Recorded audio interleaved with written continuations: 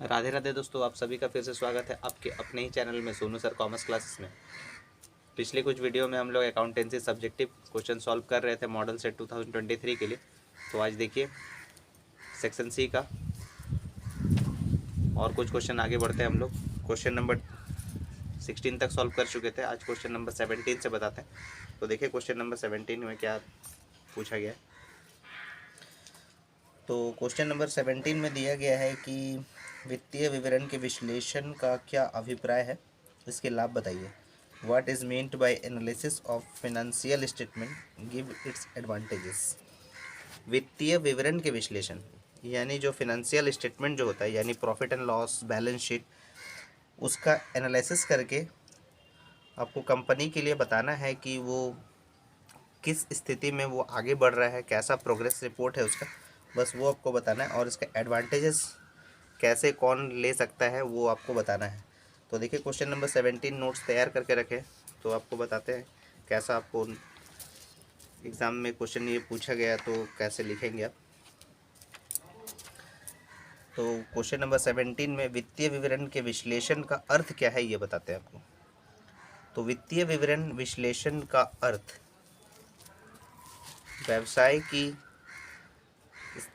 व्यवसाय की वित्तीय स्थिति के अध्ययन से है। यानी वित्तीय विवरण विश्लेषण जो होगा व्यवसाय की वित्तीय स्थिति यानी फाइनेंशियल पोजीशन के अध्ययन से, उसके स्टडी से, जिसमें आता है लाभ हानि, आर्थिक चिट्ठा एवं संचालकों एवं अंकेक्षणों की रिपोर्ट के आधार पर यह तय करना कि कंपनी की वित्तीय स्थिति कैसी है, भविष्य में प्रगति की संभावनाएं कैसी है। इन सभी मदों का अध्ययन ही वित्तीय विश्लेषण कहा जाता है।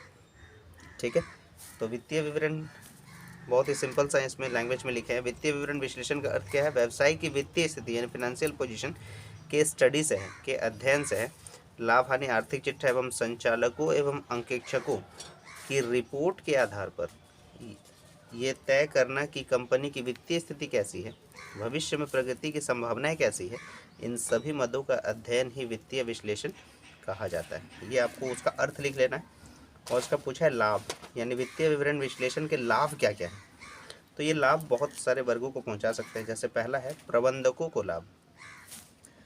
तो प्रबंध व्यवसाय की एक महत्वपूर्ण हिस्सा है। अपने वित्तीय विश्लेषण में पूंजी संरचना, तरलता स्थिति, लाभार्जन शक्ति आदि सभी बातों को ध्यान में रखा जाता है। यानी प्रबंधक क्या देखेंगे, आपके मैनेजमेंट जो है, यानी प्रबंध व्यवसाय की एक महत्वपूर्ण हिस्सा है। यानी आपको कैसे मैनेज करना है। अपने वित्तीय विश्लेषण में पूंजी संरचना यानी आपका कैपिटल स्ट्रक्चर कैसा होगा, तरलता स्थिति यानी कैश की लिक्विडिटी आपका कैसा होगा, लाभार्जन शक्ति मतलब अर्निंग कैपेसिटी, इन सब बातों का ध्यान आपको रखना है। यहाँ पर प्रबंधकों को लाभ इस टाइप से होगा। ऋण पत्रधारियों के लिए लाभ क्या होगा, यानी डिवेंचर होल्डर्स को कैसे लाभ हो सकता है। तो डिवेंचर होल्डर्स क्या करेंगे, वो तो पैसे उधारी में देंगे कंपनी को। तो अल्पकालीन तथा दीर्घकालीन ऋणदाता संस्था की तरलता, लाभार्जन क्षमता के विश्लेषण से ये देखना चाहते हैं कि क्या संस्था की लाभार्जन क्षमता उनके ऋणों के भुगतान के लिए पर्याप्त धन संचित रख सकेगी या नहीं। तो ऋण पत्रधारियों के लिए लाभ क्या होगा कि अल्पकालीन तथा दीर्घकालीन ऋणदाता संस्था की तरलता मतलब लिक्विडिटी का चेक करेंगे वो, लाभार्जन क्षमता यानी अर्निंग कैपेसिटी कैसे है के विश्लेषण से ये देखना चाहते हैं कि क्या संस्था की लाभार्जन क्षमता उनके ऋणों के लिए, यानी ऋण पत्रधारियों ने जो ऋण दिया है कंपनी को, उनके ऋणों के भुगतान के लिए पर्याप्त धन संचित रख सकेगी या नहीं। तो ये ऋण पत्रधारियों के लिए लाभ हो गया। तो इस टाइप से वो इन्वेस्ट करना चाहेगी या नहीं करना, वो डिसीजन ले सकती है। तीसरा है बैंक तथा बीमा कंपनियों को लाभ। बैंकिंग कंपनी व्यवसाय को वित्त प्रदान करती है, वहीं दूसरी ओर बीमा कंपनी वस्तुओं को सुरक्षा के आश्वासन देती है। सभी आवश्यक विश्लेषण करने के बाद ही ऐसा संभव हो पाता है और उनका कार्य भी आसान हो जाता है। तो बैंक तथा बीमा कंपनी के लाभ कैसे होगा, बैंकिंग कंपनी व्यवसाय को, यानी जो बैंकिंग कंपनी होती है वो बिजनेस को फाइनेंस यानी वो कुछ अमाउंट देती है, यानी वित्त प्रदान करती है। वहीं दूसरी ओर बीमा कंपनी जो है वस्तुओं को सुरक्षा यानी जो भी गुड्स होगा उनको सिक्योर रखने के लिए वो गारंटी देती है, यानी सुरक्षा का आश्वासन देती है। सभी आवश्यक विश्लेषण करने के बाद ही ऐसा संभव हो पाता है और उनका कार्य भी आसान हो जाता है। ठीक है, ताकि वो बैंक और बीमा कंपनी उन लोग कैसे लाभ होगा, कौन से बिजनेस को देना चाहिए, किसका कौन सा गुड्स का सुरक्षा का गारंटी लेना चाहिए, वो बीमा कंपनी भी इसका एनालिसिस करके ध्यान में रख सकती है। तो वीडियो को पॉज करके आप लोग लिख लीजिएगा यहाँ तक। क्वेश्चन नंबर 17 का आंसर बता रहे हैं। पॉइंट नंबर 1, 2 और 3 बता चुके हैं। अब देखिए पॉइंट नंबर 4। पॉइंट नंबर 4 में है विनियोजकों के लिए लाभ, यानी इन्वेस्टर को कैसे आप लाभ पहुंचा सकते हैं। तो विनियोजकों का मुख्य स्वार्थ जो है वो विनियोजन की सुरक्षा तथा कंपनी की लाभार्जन क्षमता में होती है। तो विनियोजकों यानी इन्वेस्टर का मुख्य स्वार्थ क्या है कि विनियोजन की सुरक्षा, यानी जो वो इन्वेस्ट कर रहे हैं उनका कितना सिक्योर है, तथा कंपनी की लाभार्जन क्षमता में होती है। कंपनी की लाभार्जन क्षमता कितना है वो देखा जाता है। विनियोजक किसी संस्था में विनियोग करने के पूर्व इन सभी बातों पर ध्यान देते हैं, जैसे कंपनी की आर्थिक स्थिति कैसी है, लाभांश की दर कितना है, अंशों का वर्तमान मूल्य क्या है आदि। यानी जो इन्वेस्टर होगा वो देख सकती है इसमें कि कंपनी का फिनंशियल पोजीशन कैसा है, रेट ऑफ डिविडेंड क्या है, और शेयर का प्राइस मार्केट में अभी क्या है, वो इन सब बातों को ध्यान में रख के ही इन्वेस्ट करना चाहेगी। तो ये आपका चौथा नंबर पॉइंट था। और 5वां नंबर पॉइंट है कि कर्मचारी को लाभ, यानी जो एम्प्लॉय को कैसे लाभ पहुंचा सकती है। किसी भी संस्था की लाभार्जन शक्ति के अनुसार ही कर्मचारियों को मजदूरी, पदोन्नति, बोनस, नौकरी की सुरक्षा आदि इस प्रकार प्रत्येक कर्मचारी इन सुविधाओं का अनुमान लगा पाती है। कर्मचारी को लाभ कैसे हो सकता है, किसी भी संस्था के लाभार्जन शक्ति के अनुसार, यानी उसके अर्निंग कैपेसिटी के अनुसार ही कर्मचारियों को मजदूरी दिया जाता है। ज़्यादा देना है, कम देना है, कितना मजदूर रखना है, ये आप देखना पड़ता है। पदोन्नति यानी किसको प्रमोशन दिया जाएगा, बोनस कितना दिया जाएगा, नौकरी की सुरक्षा कितना है, यानी किसको परमानेंट करना है, वो सब देखना है। इस प्रकार के प्रत्येक कर्मचारी इन सुविधाओं का अनुमान लगा पाती है। ठीक है, तो ये बहुत ही इम्पोर्टेंट है आपका। तो ये 5 पॉइंट आपको लिखना है, और थोड़ा सा अगर आप इसको पढ़ लीजिएगा तो आप एग्ज़ाम में इसको आराम से लिख पाइएगा। ठीक है, तो ये हिंदी के लिए बता दिए। अब इंग्लिश वाले अगर लिखना चाहेंगे तो किस टाइप से लिखना है, तो ये हिंदी वाले लिख लिए ना आप लोग, तो इंग्लिश के लिए बता देते हैं। तो इंग्लिश में लिखा हुआ है the meaning of financial statement analysis. The meaning of financial statement analysis is to study the financial condition of the business on the basis of profit or loss, balance sheet and a report of directors and auditors to decide how is the financial condition of the company, how are the prospects of progress in the future. The study of all these called financial analysis.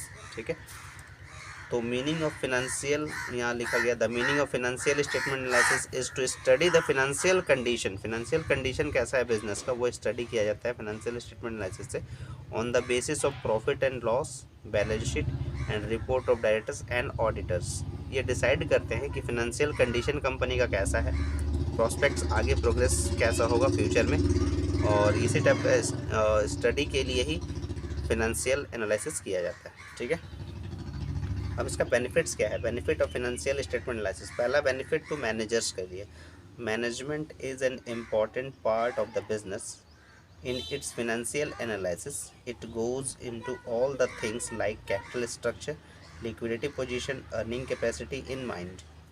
यानी benefit तो managers को कैसे benefit दे सकते हैं, management is an important part है वो business का।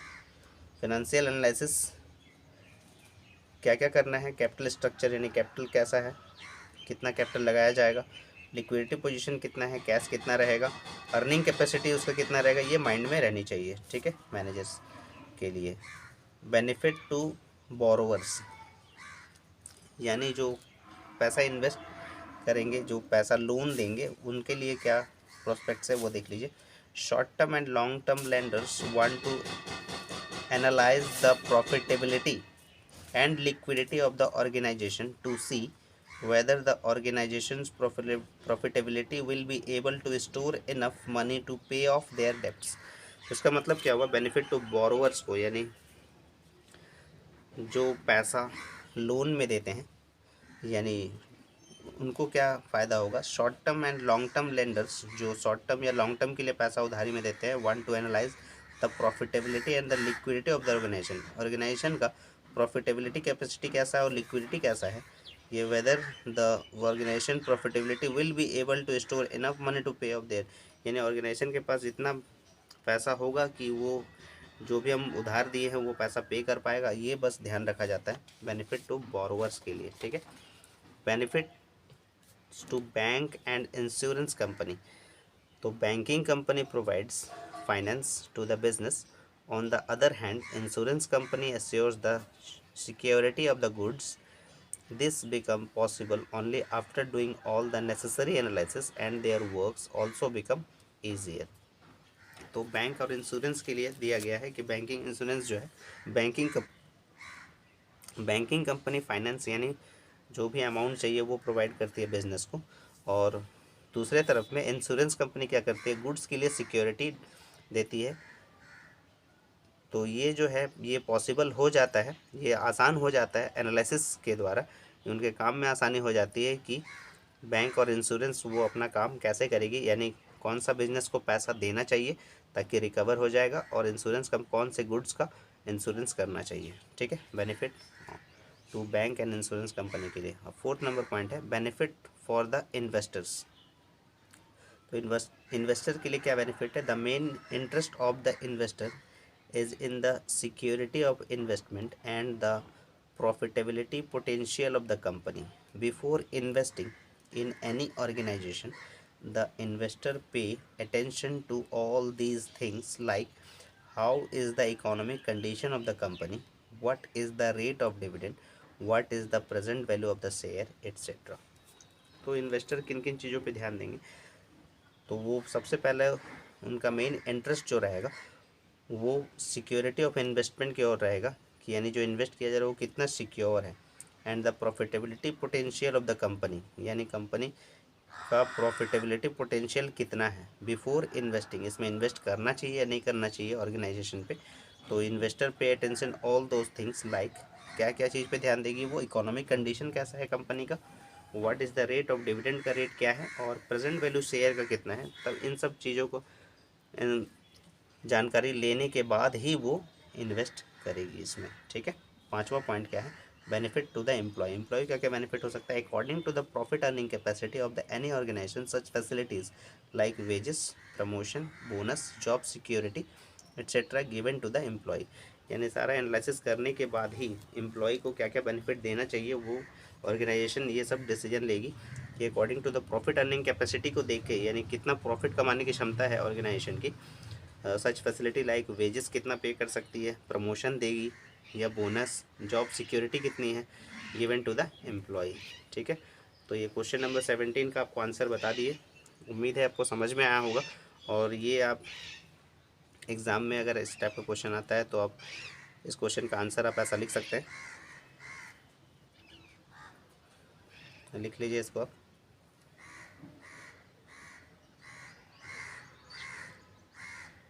Question number 17 के बाद अब क्वेश्चन नंबर 18 देख लेते हैं, उसमें क्या पूछा गया है।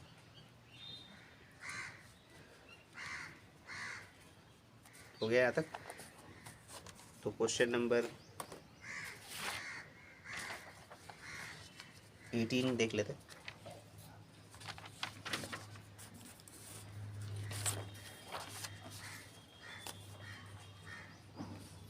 दोनों हिंदी इंग्लिश दोनों पढ़ लेंगे इसमें।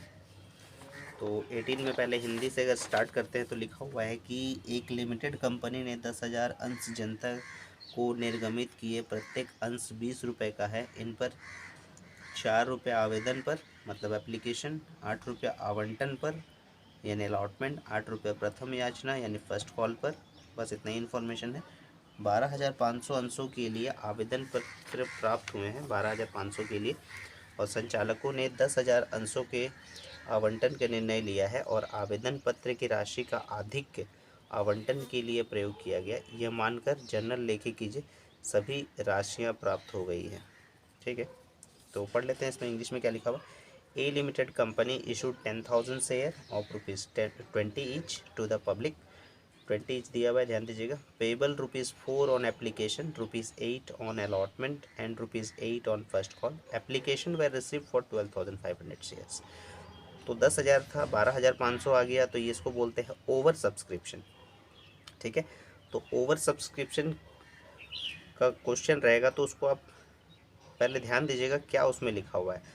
जैसे इसमें लिखा हुआ है, उसमें 3 कंडीशन हो सकता है। या तो जो एक्स्ट्रा शेयर है उसका पैसा आपको रिफंड करना पड़ सकता है, दूसरा ऑप्शन है कि अलॉटमेंट में एडजस्ट करना पड़ सकता है, तीसरा ऑप्शन है कि आप कुछ पैसा रिफंड कर दीजिएगा और कुछ पैसा अलॉटमेंट में एडजस्ट किया जा सकता है। तो इसमें देख लीजिए क्या कंडीशन के बारे में बात किया। The director decided to allot 10,000 share and surplus of application money was utilised for allotment. यानी अलॉटमेंट में बोल रहे हैं कि एडजस्ट करना है, यानी इसको रिफंड नहीं करना है।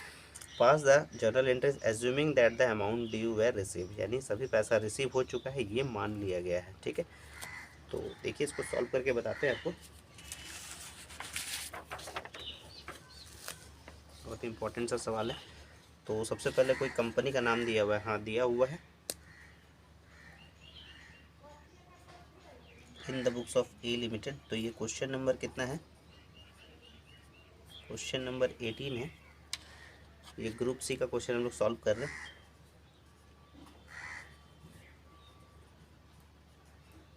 इन the books of A limited journal entries.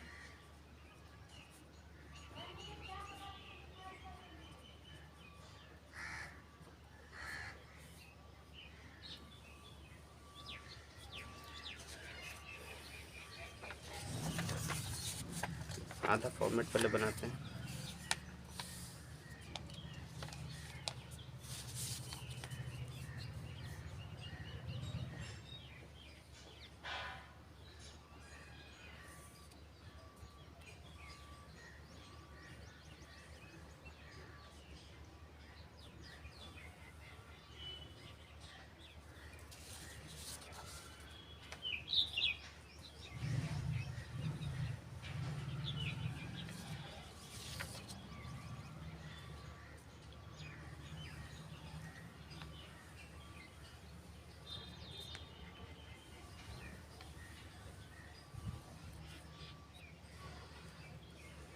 ये हो जाएगा date, particulars, LF ledger folio, amount ये डेबिट के लिए और ये क्रेडिट के लिए रुपीज़।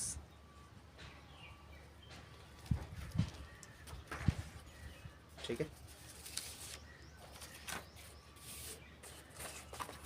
तो क्वेश्चन में जो है आपको दिया गया ओवर सब्सक्रिप्शन का सवाल है।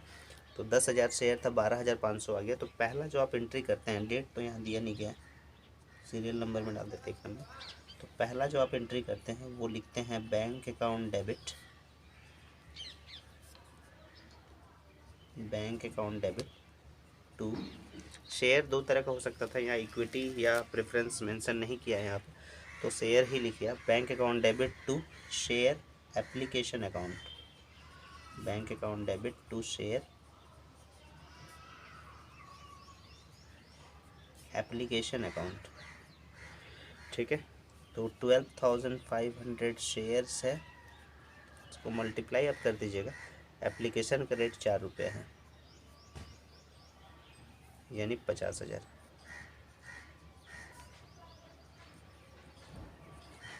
नरेशन लिख लीजिएगा, बहुत इंपॉर्टेंट पार्ट है ये जनरल एंट्री का। Being share application money received. सबसे पहला एंट्री कंप्लीट कर लिए। समझ में आ गया सबको? क्योंकि ओवर सबसे सवाल है इसीलिए 12,500 से मल्टीप्लाई किया गया। दूसरा एंट्री करेंगे, दूसरा एंट्री ट्रांसफ़र के लिए अब करते हैं। Share application account debit to share capital account. आप सभी को पता है, यहाँ तक आप एंट्री कर लेते हैं आराम से, लेकिन थोड़ा चेंजेस है यहाँ पर। Share application to share capital के बाद आपको बोला गया है यूटिलाइज फॉर अलॉटमेंट, यानी पैसा आपको रिफंड नहीं करना है। अलॉटमेंट के वक्त हम कम पैसा देंगे, तो अलॉटमेंट में वो पैसा एडजस्ट करवा दीजिएगा, वो बताया गया है यहाँ पर, ठीक है। तो एप्लीकेशन शेयर कैपिटल और उसके साथ साथ लिखेंगे टू शेयर अलॉटमेंट अकाउंट लिखना होगा यहाँ पर, टू शेयर अलॉटमेंट अकाउंट हो जाएगा। और अगर बोल देता कि नहीं रिफ़ंड कर दीजिए पैसा को, तो यहाँ लिख देते हैं टू बैंक अकाउंट लिख देते हैं, ठीक है। तो शेयर एप्लीकेशन आप जितना से क्रेडिट किए थे उतना ही से आप डेबिट कर दीजिए, यानी 50,000 से। और शेयर कैपिटल में आप लिखते हैं एक्चुअल शेयर कितना है, 10,000 है। एप्लीकेशन का रेट 4 रुपया है, तो यानी आप कितना लिखेंगे, 40,000 लिखेंगे। और शेयर अलॉटमेंट में कितना एक्स्ट्रा था, 12,500 बोल रहा था, 10,000 का तो एंट्री कर चुके हैं हम लोग। 2500 इंटू 4 कर दीजिएगा, तो ये कितना हो जाएगा, 10,000 हो जाएगा, ठीक है। और इसके लिए आप नरेशन लिख लीजिएगा, इम्पोर्टेंट है narration.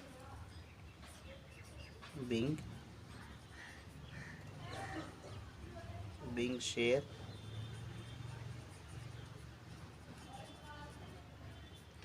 Application money transfer to share capital account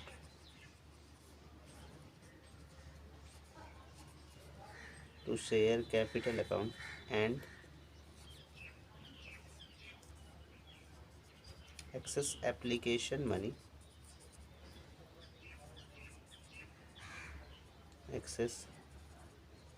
application money adjusted in allotment,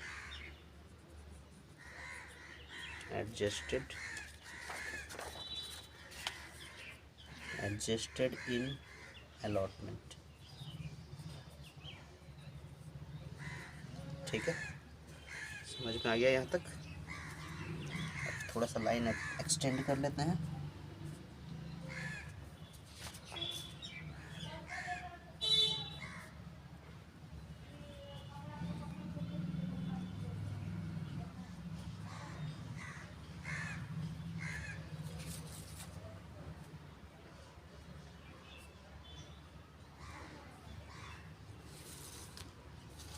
दो एंट्री हो गया है,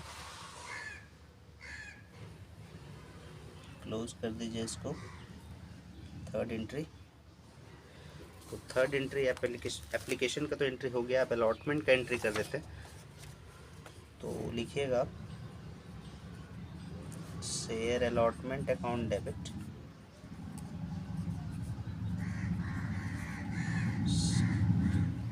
share allotment account debit to share capital account, share allotment account debit to share capital account. Allotment का rate दिया गया है 8 रुपया है, तो अब जो भी आप एंट्री कीजिएगा वो एक्चुअल शेयर के हिसाब से होगा, यानी 10,000 इंटू 8, यानी 80,000 का एंट्री हो जाएगा। क्लियर है। तो आप जो यहाँ नरेशन लिखेंगे, being share allotment money due, सबसे पहला एंट्री आप ड्यू का करेंगे, बाद में कंपनी को पैसा दिया जाएगा 4th नंबर एंट्री में। तो आप एंट्री कीजिएगा इसमें bank account debit to share allotment account,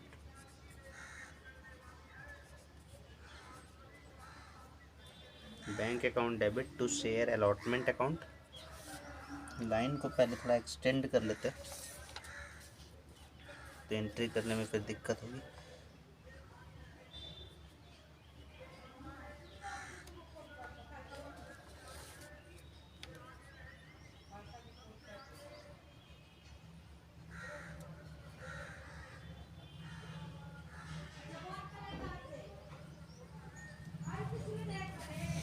fourth number में तो देखिए bank account debit to share allotment लिख चुके हैं, और अलॉटमेंट का अब देखिए यूज़ हम लोग पहले भी कर चुके थे। टू शेयर अलॉटमेंट कुछ पैसा हम लोग एडजस्ट कर चुके थे 10,000 रुपये का, तो अब 80,000 तो नहीं देंगे, 10,000 कम देंगे क्योंकि एडजस्ट करने के लिए बोला गया था। तो 80,000 में से 10,000 आप माइनस कर दीजिए तो कितना हो जाएगा, 70,000 हो जाएगा। तो यहाँ पर हो जाएगा 80,000 माइनस 10,000, वो 10,000 एडजस्ट कर दिए तो कितना हो गया, 70,000 का आप एंट्री कर दीजिएगा यहाँ। और यहाँ नरेशन में लिख दीजिएगा being share allotment money received with adjustment. ठीक है, क्लियर है यहाँ तक? अलॉटमेंट का भी हो गया। अब आपको फर्स्ट कॉल का ही एंट्री करने के लिए बोला गया क्योंकि 20 रुपया दिया है, 8 8 16 4 20 रुपया हो जाएगा। पाँचवा नंबर एंट्री, तो आप लिखेंगे शेयर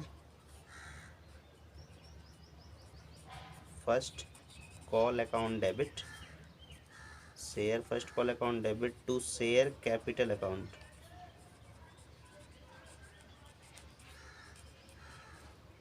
तो इसका भी 10,000 शेयर से मल्टीप्लाई कर दीजिए। रेट इसका 8 रुपये ही है, यानी 80,000 रुपये। Being share first call money due हो जाएगा। 6th नंबर एंट्री रिसीव करने का है, bank account debit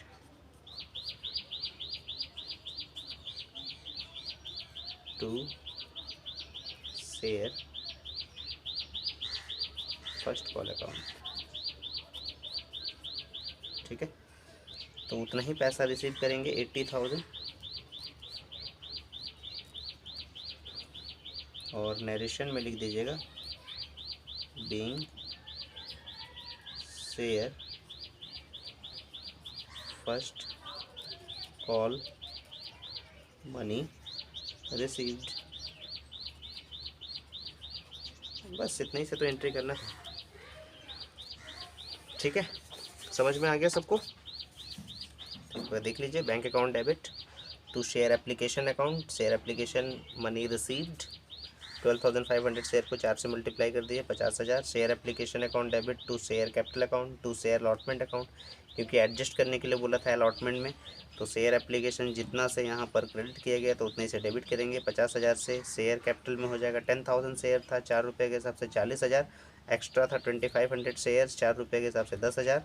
and narration लिख दे being share application money transfer to share capital account and excess application money adjusted in allotment. तीसरा है share allotment account debit to share capital account, actual share से multiply कीजिएगा 10,000 share 8 rupees के हिसाब से 80,000। और share allotment to share capital being share allotment money due लिख दीजिएगा narration, bank account debit to share allotment, उसका अमाउंट हो जाएगा 70,000 क्योंकि 80,000 में से 10,000 एडजस्ट कर देना है तो 70,000 हो गया। Being share allotment money receive with adjustment. First call का बारी था, share first call account debit to share capital account, same rate था 10,000 इंटू 8 80,000।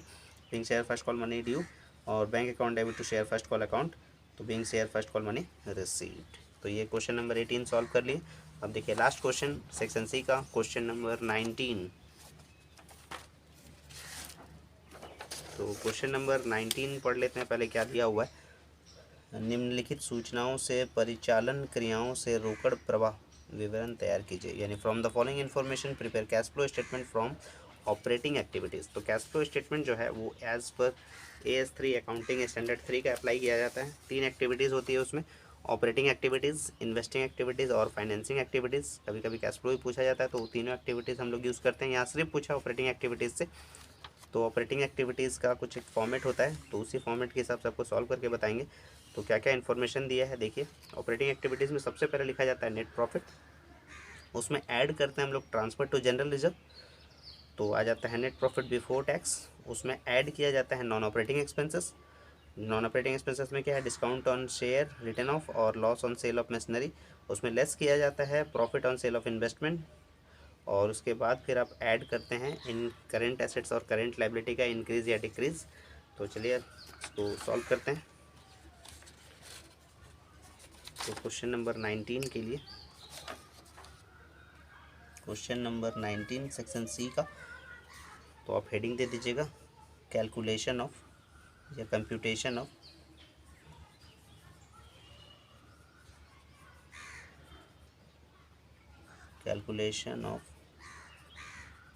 कैश फ्लो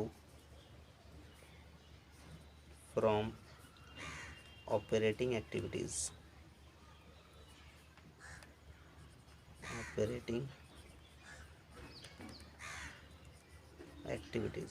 ये दो मेथड से इसको बनाया जा सकता है, लेकिन कोई मेथड का नाम नहीं दिया। सबसे आसान होता है इनडायरेक्ट मेथड, तो यहाँ लिख दीजिएगा under indirect method, under indirect method.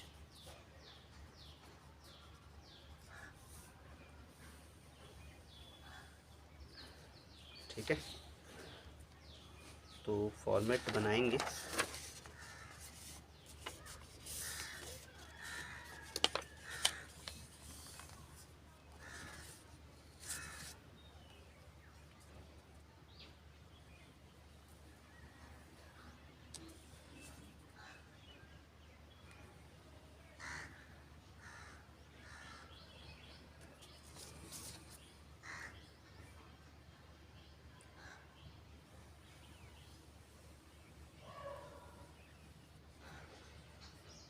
ये अमाउंट हो जाएगा और ये टोटल अमाउंट लिख लीजिए, और यहाँ हो जाएगा पार्टिकुलर्स। ठीक है ना, तो लिख लिए फॉर्मेट में। तो सबसे पहले आप लिखिएगा net profit of the current year. सबसे पहला लिखिएगा net profit of current year. Total amount वाले कॉलम में लिख लीजिएगा 1 लाख। इसमें ऐड करते हैं transfer to general reserve,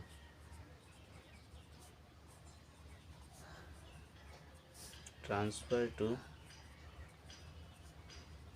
general reserve. तो ट्रांसफ़र टू जनरल जब 10,000 दिया हुआ है, तो देखिए कॉलम हम लोग एक अमाउंट का भी बनाए हैं, वहाँ अगर एक से अधिक आइटम अगर ऐड करने वाला रहता तो हम अमाउंट वाले कॉलम में लिखते। तो इसको अमाउंट वाले कॉलम में नहीं भी लिखेंगे तो कोई दिक्कत है नहीं, तो अब सीधा टोटल अमाउंट वाले कॉलम में लिख दीजिएगा 10,000। तो ये आ जाएगा 1,10,000। ठीक है ना, तो ये कहलाएगा net profit before tax, net profit before tax 1,10,000। ठीक है, अब इसमें ऐड करना पड़ता है non operating expenses, non operating expenses या इसी को बोला जाता है नॉन कैश एक्सपेंसेस। तो नॉन ऑपरेटिंग एक्सपेंसेस में discount on issue of share, written और loss on sale of machinery, और भी हो सकता था, गुडविल रिटर्न ऑफ हो सकता था। उसके बाद आपका हो सकता था प्रिलिमिनरी एक्सपेंसेस रिटर्न ऑफ हो सकता था। तो इस टाइप का आइटम आपको दिया नहीं है, सिर्फ 2 ही दिया है, discount on share return of. तो उसको पहले लिख लेते हैं, discount on share return of.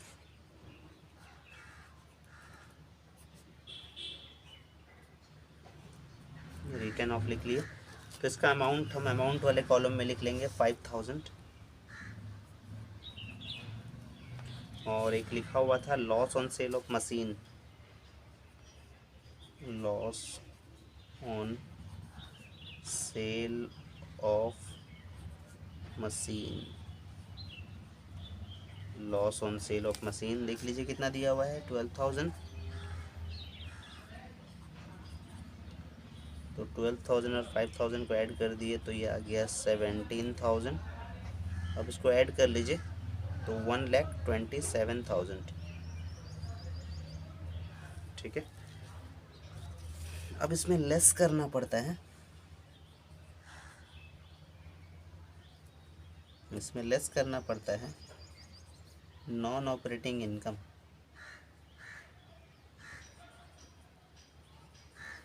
Non operating income, तो नॉन ऑपरेटिंग इनकम में profit on sale of investment आपको दिया हुआ है, तो आप लिख लीजिए profit on sale of machine भी हो सकता था, तो यहाँ फिलहाल दिया हुआ है आपको profit on sale of investment.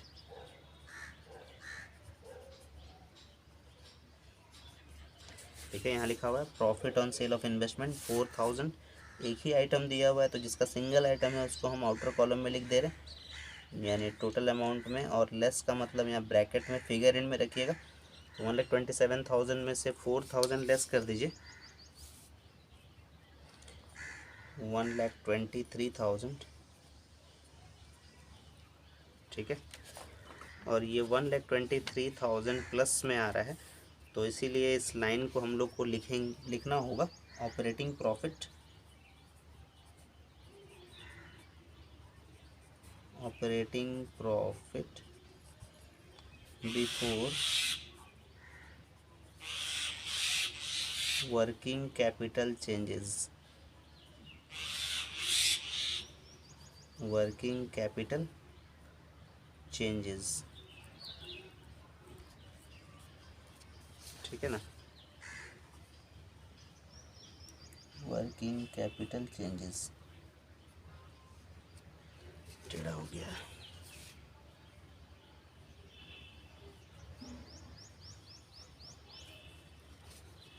ठीक है,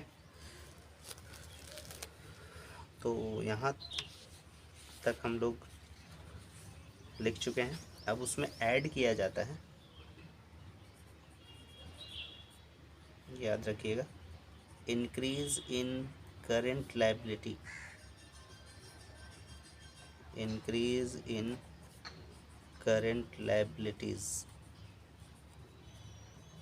तो करेंट लायबिलिटीज़ में इंक्रीज़, जैसे करेंट लायबिलिटी भी क्या है, बिल्स पेबल होता है, लेकिन वो डिक्रीज़ हुआ है, तो ऐसा तो कुछ दिया नहीं है, तो increase in current liability format में लिख दिए थे, अटैच कर दीजिए। और एक होता है डिक्रीज़ इन करेंट एसेट्स, करेंट एसेट्स, तो देख लीजिए करेंट एसेट्स में कुछ डिक्रीज़ हो रहा है क्या? हाँ, डिक्रीज़ इन डेटर्स लिखा हुआ है, तो डेटर्स जो होता है वो करेंट एसेट्स होता है, वो है 25,000 का, तो आप इसको लिख दीजिएगा डेटर्स डिक्रीज़ हो रहा है, डेटर्स का कितना अमाउंट से, 25,000 से। ठीक है, तो एक ही अमाउंट था, चलिए डैश कर दिए थे इसीलिए यहाँ पर, तो 25,000 यहाँ लिख देते हैं, तो ये कितना हो जाएगा,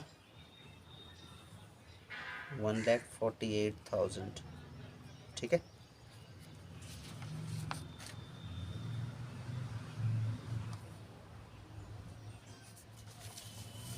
अब एक लास्ट स्टेप है, लेस करना पड़ता है। ठीक, इसका opposite, decrease in current liabilities, decrease in current liabilities. देख लीजिए करेंट लायबिलिटीज़ में कुछ डिक्रीज़ हुआ है क्या? हाँ, डिक्रीज़ हुआ है, बिल्स पेबल लिखा हुआ है 20,000 का,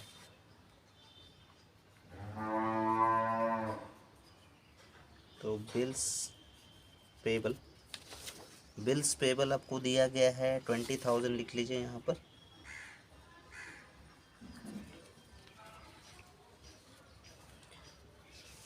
और इंक्रीज इन करेंट एसेट्स होता है, फॉर्मेट याद रखिएगा, इसीलिए हम फॉर्मेट लिख दें यहाँ पर।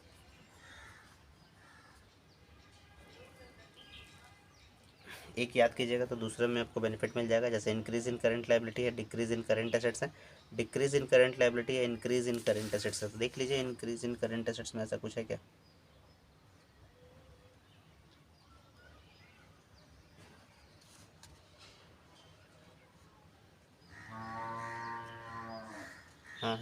ये देखिए यहाँ पर लिखा हुआ है इंक्रीज़ इन स्टॉक, तो स्टॉक का दिया हुआ है 18,000 से, तो यहाँ आप लिख दीजिएगा स्टॉक है 18,000,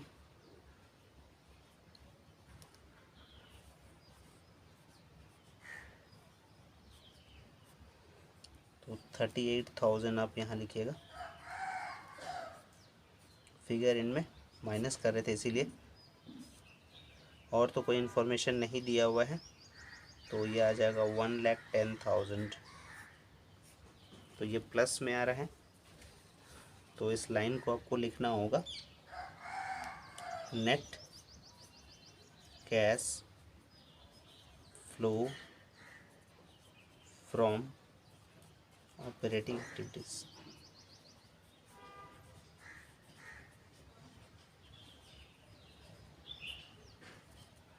तो ये पूरा क्वेश्चन आपको सॉल्व करके बता दिया गया है, पूरा समझ लीजिए। क्वेश्चन में आपको दिया था नेट प्रॉफिट करेंट ईयर का 1 लाख, ट्रांसफर टू जनरल जब दिया था 10,000, दोनों को ऐड कर दिया तो 1,10,000, नेट प्रॉफिट बिफोर टैक्स आ गया। ऐड करते हैं उसमें non operating expenses, discount on share written और loss on sale of machine, दोनों को ऐड कर दिया 17,000। इन सबको ऐड करने के बाद 1,27,000। प्लस करते हैं non operating income, profit on sale of investment, इसको लिख दिया टोटल अमाउंट में क्योंकि सिंगल अमाउंट था इसीलिए, और माइनस करने के बाद आ गया 1,23,000, इसको बोलेंगे operating profit before working capital changes. Add करते हैं उसमें increase in current liabilities, question में देख लिए करेंट लाइबिलिटीज़ में कोई इंक्रीज नहीं हुआ है। डिक्रीज इन करेंट एसेट्स में था डेटर्स 25,000 का, तो 25,000 लिख दिए। अब पूछेंगे यहाँ क्यों लिखे थे, तो हम यहाँ पर फॉर्मेट आपको समझाने के लिए लिख दिए थे इंक्रीज इन करेंट लाइबिलिटीज़, इसलिए यहाँ डैश कर दिए थे, और 25,000 इन दोनों को ऐड करके 25,000 आया। अब पूरा प्लस करने के बाद 1,48,000 आया। लेस करते हैं decrease in current liabilities, question में था बिल्स पेबल 20,000 का, और इंक्रीज इन करेंट एसेट्स में स्टॉक था 18,000 का, दोनों को ऐड कर दिए 38,000। फिगर इनमें है माइनस में है, तो सबको एडजस्ट करने के बाद अब आ गया 1,10,000, यानी 1,48,000 में से 38,000 माइनस कर दिया तो 1,10,000 प्लस में आ रहा है, तो इसलिए net cash flow from operating activities minus में आता है, तो net cash used in operating activities लिखा जाता है। ठीक है, उम्मीद है आप लोग को ये क्वेश्चन समझ में आया होगा। क्वेश्चन नंबर 19 तक सॉल्व कर चुके हैं मॉडल सेट अकाउंटेंसी का 2023 के लिए।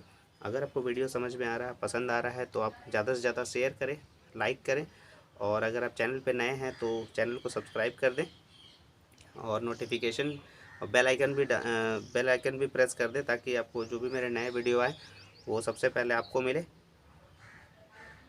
और तब तक आप लोग प्रैक्टिस करते रहिए, तब तक राधे राधे दोस्तों।